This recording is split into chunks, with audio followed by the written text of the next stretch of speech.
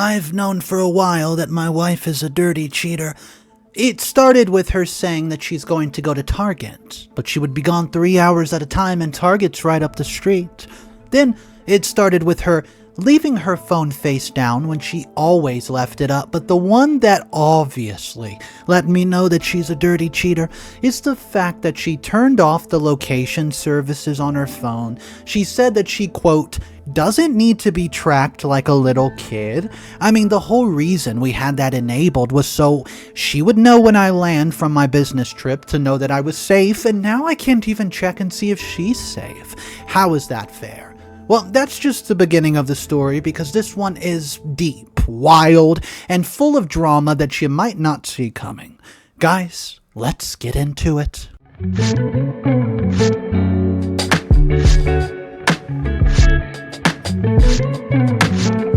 I don't even know where to start with this. My hands shake every time I think about it, and I need to get this out before I lose my mind.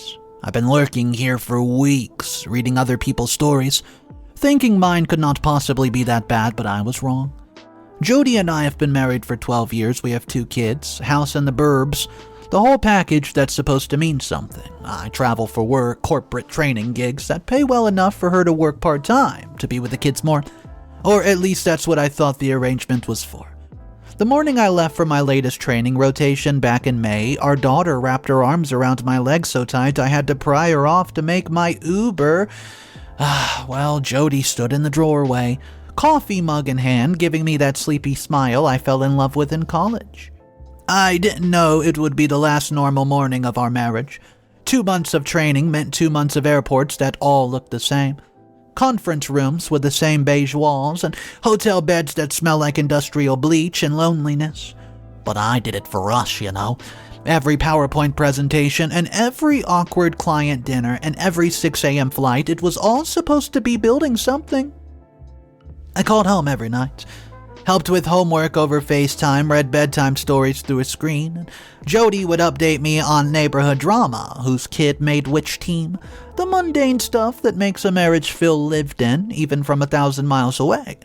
She'd end every call with "miss you," and I'd fall asleep to hotel AC units believing we were solid.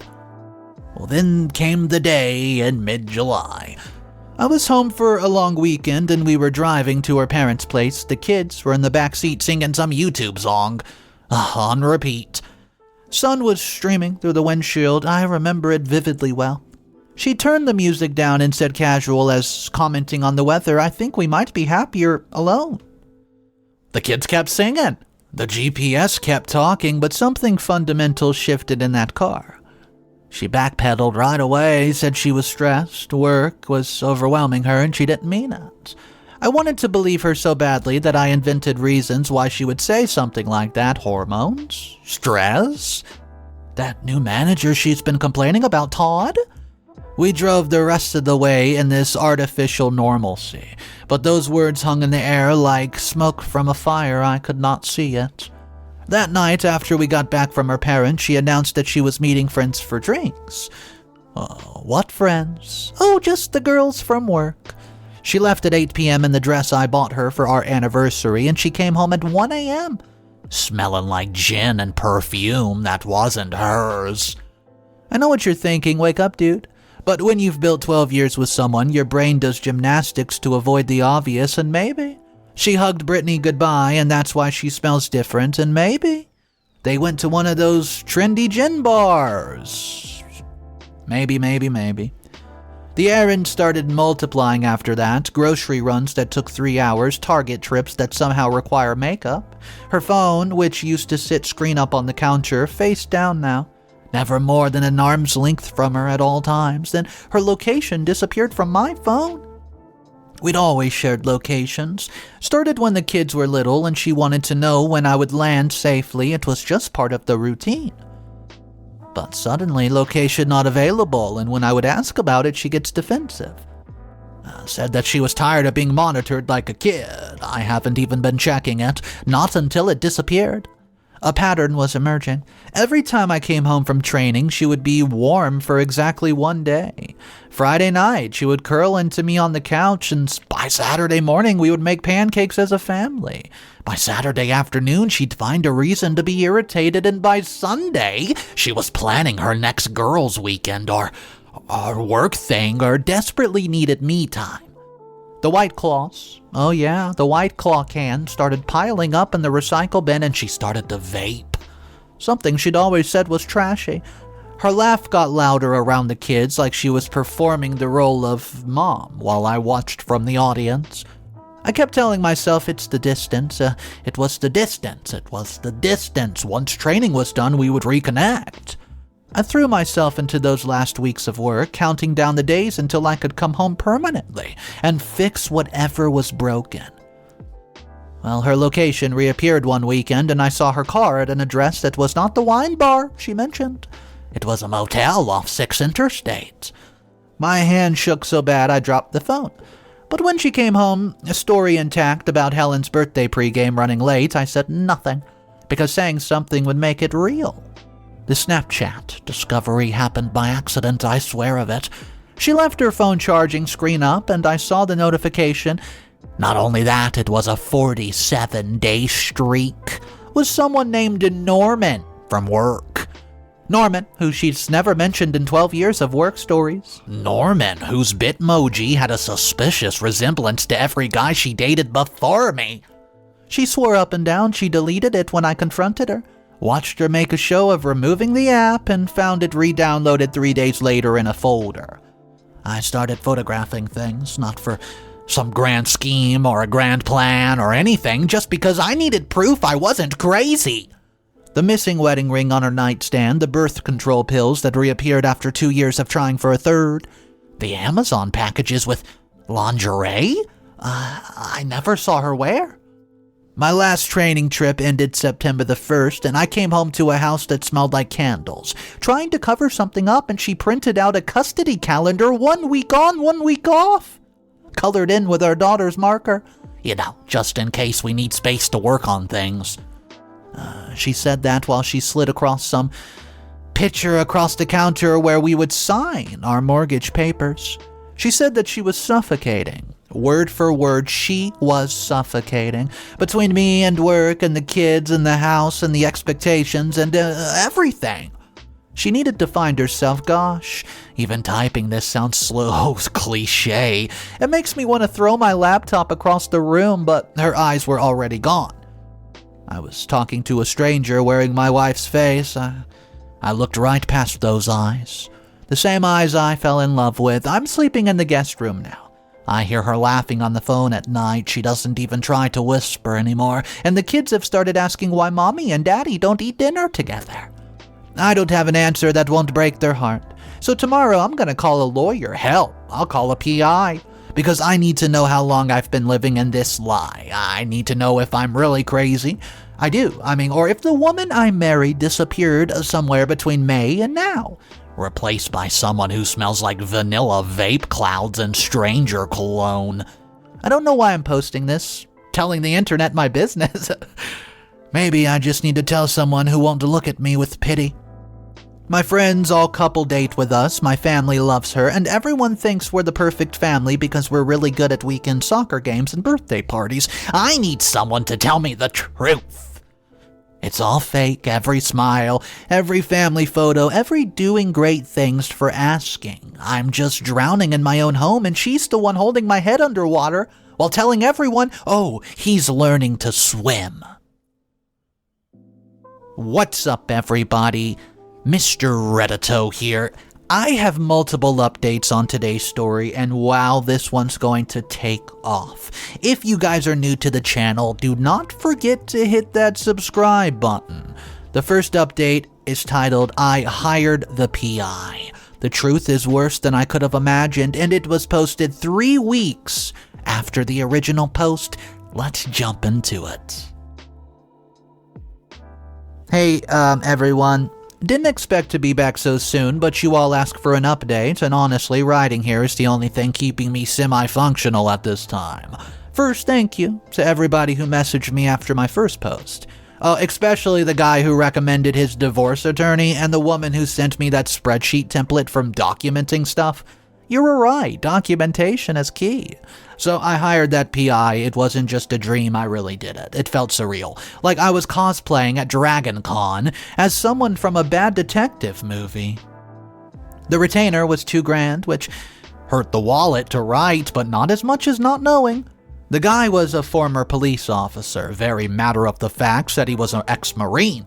Told me most of these cases and exactly how I thought they would, and it's always a coworker, he said, like he was ordering a coffee from Starbucks. Meanwhile, Jody had shifted into this weird autopilot mode at home. She would make dinner, but would not eat with us. She would ask about my day, but scroll through her phone during my answer. And the only time she seemed present was when she was leaving. Then she would be all energetic and excited, and keys jangling, practically sprinting to her car. I started working out obsessively. It was either that or drink myself into oblivion, which I wanted to.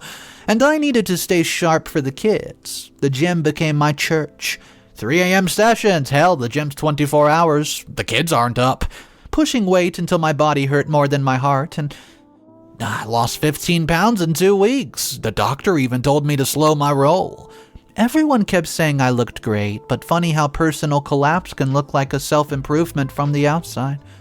The lawyer was a different experience. She was ruthless, in the most professional way possible. Talked about custody like a business accusation, explained how state laws worked, what I could expect, what evidence mattered and what didn't. She used the word leverage, the way Jody used to say love, very frequently and with decreasing meaning. The PI started sending updates after the first week. Photos that each felt like a punch to the gut. Her car at the same motel different days, always between 11 a.m. and 2 p.m. Her at a bar I've never heard of, someone hand on her lower back, and her laughing at a restaurant while the kids were at my mom's. I was at work thinking she was at Target. Then came the identity confirmation. Norman from Snapchat. It's total fiction. The account was real, but Norman was actually someone named Mark, who worked in her building. The PI had shots of them in the parking garage and her leaning into his truck with his hand in her hair. A very professional workplace behavior, right? But here's where it gets interesting. The PI was thorough. See, maybe too thorough. He didn't just track her, he started tracking Mark too. And, well, Marky Mark, turns out had his own pattern, meeting other women, different motels. The man was running his own franchise of affairs. And I quote, "Your wife might not be the only one being played," said the PI. Told me over the phone, and I laughed. I really laughed at this cosmic joke of it all. Get this, my wife was cheating on me with a man who was cheating on her. There was something almost poetic about it. I filed for divorce on a Tuesday. Didn't tell her. Just had her served at work like, here you go. Enjoy your coffee. The papers arrived during a staff meeting, apparently, and her coworker Helen, who turns out didn't know a thing, texted me that Jody went pale, excused herself, and did not come back for the day. She came home that night vibrating with rage. How dare I? How could I? What about the kids? What about people? What would they think? I just sat there, calm as a frozen lake, and showed her one photo, just one, her and Mark in the motel parking lot, and the rage collapsed into tears so fast I got whiplash. She tried to explain, tried to minimize, to somehow make it my fault. I was never home. I didn't appreciate her. Mark understood her struggles with work-life balance, and I did not even argue. I learned from this, internet thing, never argue with someone rewriting history, just document and move on. She moved into the basement that night. It's not as weird as it sounds. It's a finished basement. Tried to make it seem like it was her choice, like she needed space to process, and the kids were like, "Ma, why are you in the gym downstairs? That's Dad's man cave." My daughter asked if Mommy was in timeout, and my son just stopped talking. The custody negotiation started, and her lawyer pushed for primary custody. Citing my travel schedule issue with work, and my lawyer countered with the PI finding. Amazing how quickly devoted mother needs support becomes willing to accept 50-50 split when she sees the evidence. But you know what? That $2,000 retainer might have been the best thing I've ever spent my money on. The PI kept digging. He'd gone beyond what I'd asked, said he found something unusual in the data pattern, phone records, showing Mark's phone connected to Wi-Fi networks that did not match his story. Messages routed through his work phone to numbers that weren't in his personal contacts. The PI says I've been doing this dang thing for 15 years. Something's off. I think your wife's boyfriend might be a cover. Can I keep investigating pro bono? It was like a game to him. He enjoyed this. I was paying him either way, but now it's free? Honestly, the mystery was the one thing distracting me from the pain, so I said, yeah, man, let's do the dang thing. Meanwhile, Jody had started this campaign of normalcy, posting family photos on the gram from last year, telling people we were just working through some challenges, but very committed to co-parenting, and she even suggested couples counseling, sitting across from me at the kitchen table with tears in her eyes, saying she made a mistake, but our love is eternal. I might have fallen for it 6 months ago, baby. Hell, part of me wanted to fall for it now with those gorgeous eyes.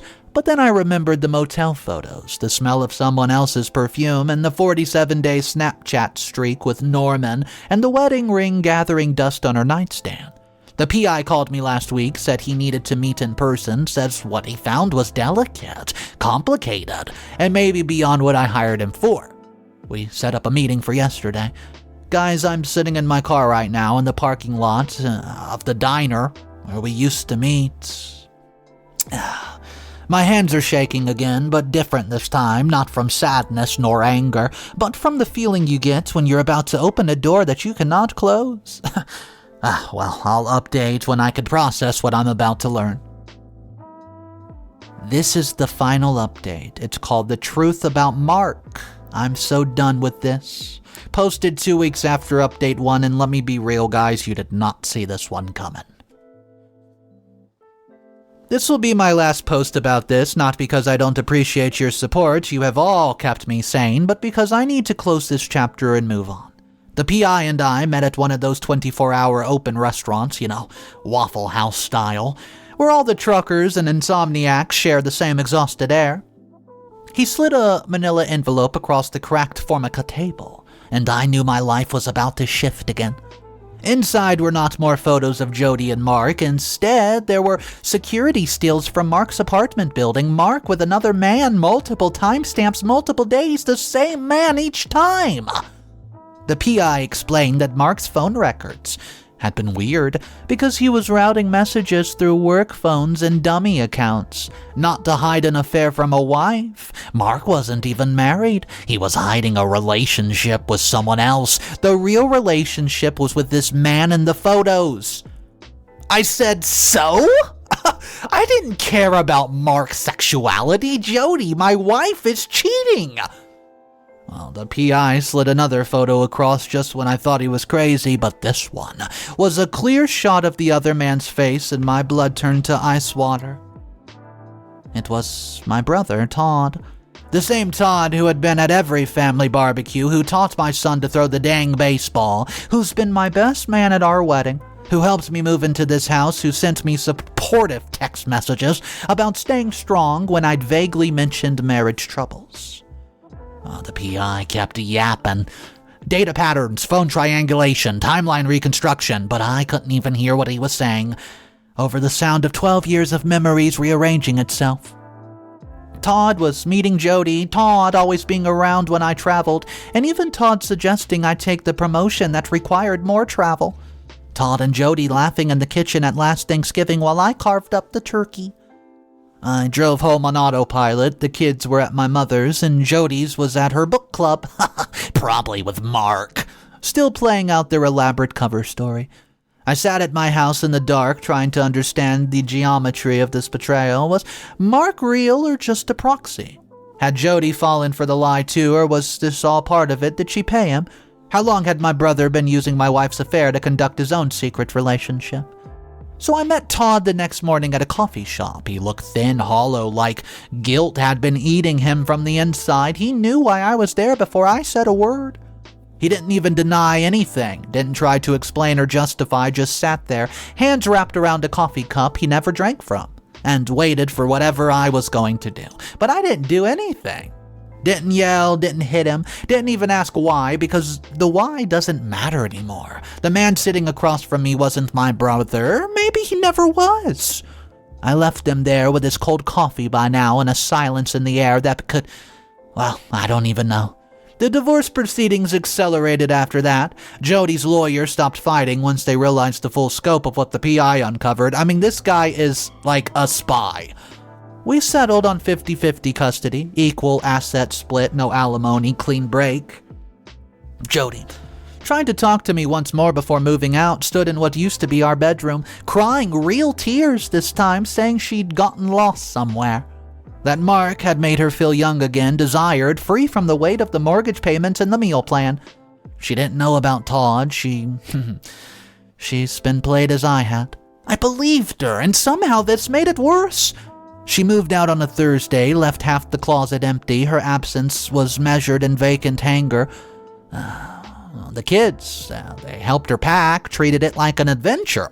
They're resilient in the way kids are, adapting to new normals faster than adults can process it. See, Todd moved to Seattle a month later. New job, he told his family, fresh start. We haven't spoken since the coffee shop, and Mom keeps trying to bridge the gap, convinced it's fixable. It's a fixable fight between brothers. She doesn't know. Maybe someday I'll tell her, maybe not. The house feels different now, quieter but not empty, and the kids and I have developed our own rhythm.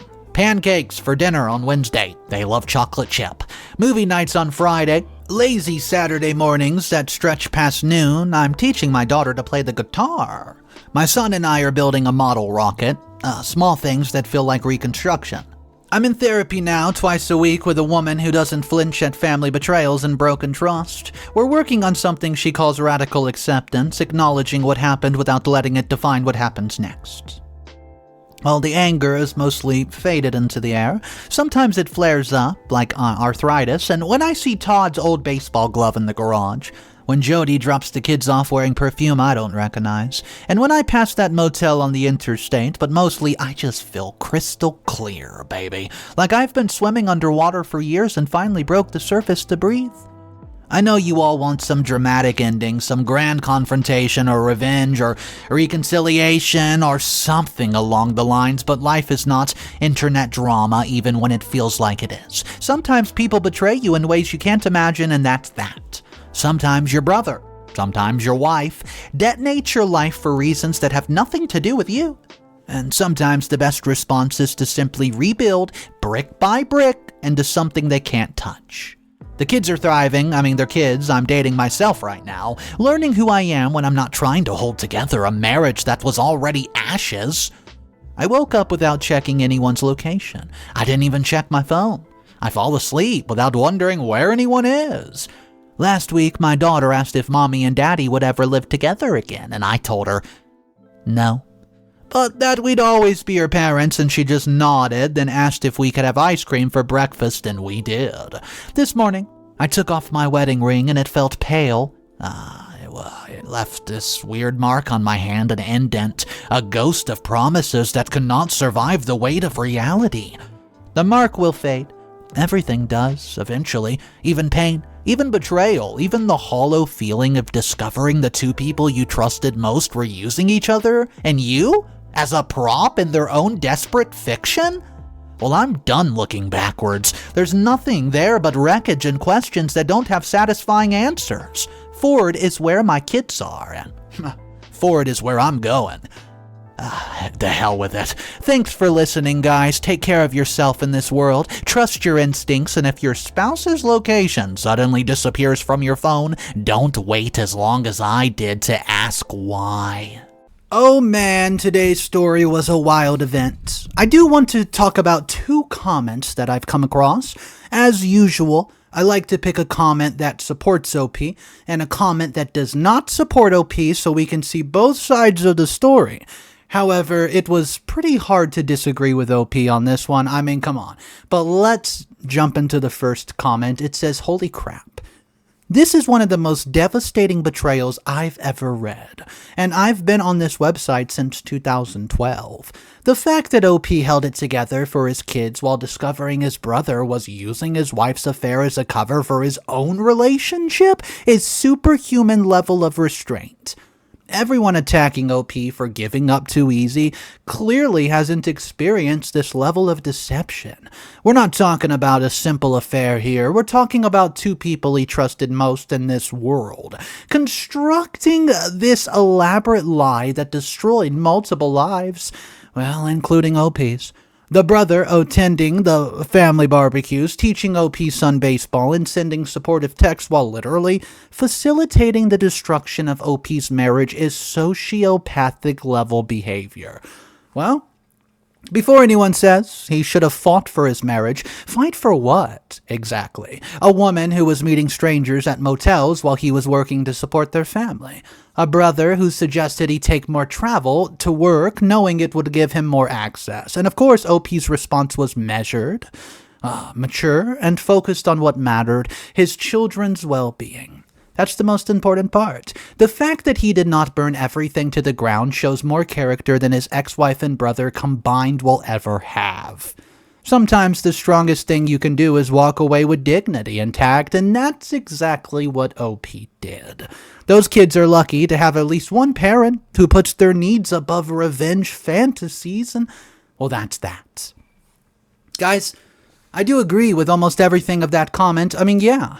Let me know what you think about it in the comment section down below. There's one more that we can check out. It's the comment that disagrees with OP. And this person says, I'm going to get downvoted to oblivion here. Well, to hell even. But OP shares way more blame here than anyone wants to admit. 2 months of training trips, constant travel, leaving his wife essentially as a single mom, while he plays corporate warrior, and then she's so shocked she felt suffocated, he literally admits that he wasn't there. That airports blurred together, that he was living through FaceTime calls with his own children, so yeah, the affair was wrong, duh. Yes, the brother situation is definitely twisted. But OP created the perfect environment for this to happen, and now wants to play the victim when he was the one who set it up. He hired a PI instead of having conversations with his wife when things started to go south. He documented everything, well, that's not bad, but he was acting like he was building a case instead of trying to save his marriage. And the brother thing is so messed up, sure. But notice how OP never once takes responsibility for being an absent husband and father. Notice how he glosses over her trying to tell him that she was unhappy but wanted to leave. Everything was fine. No, that's not love. That's willful ignorance. His wife did not wake up one day and decide to have an affair. This is months of loneliness, months of being ignored, and months of raising kids alone while he collected frequent flyer miles on his Delta card. The brother saw an opportunity in a neglected woman and took it, which is gross. But OP handed him that opportunity right here on a silver platter. Now he's getting praise for being dignified when he really just checked out emotionally and financially from a situation he helped create. Those kids don't just lose their family because of an affair. They lost it because their father prioritized his work over presence and then acted surprised when his absence had consequences. You can't make this up. So, guys, this might be one of the comments that disagree with OP, that I do kind of agree with certain points, that mainly that he was absent. But that does not excuse it. It seems like comment 2 isn't saying OP is the a-hole. The commenter is saying everybody in this situation sucks. But let me know what you guys think about it in the comment section down below. And as always, if you enjoyed the story, hit the subscribe button. I'll see you guys tomorrow, and remember, have a great day, and it's always, in any situation, mostly cool to be kind. Peace.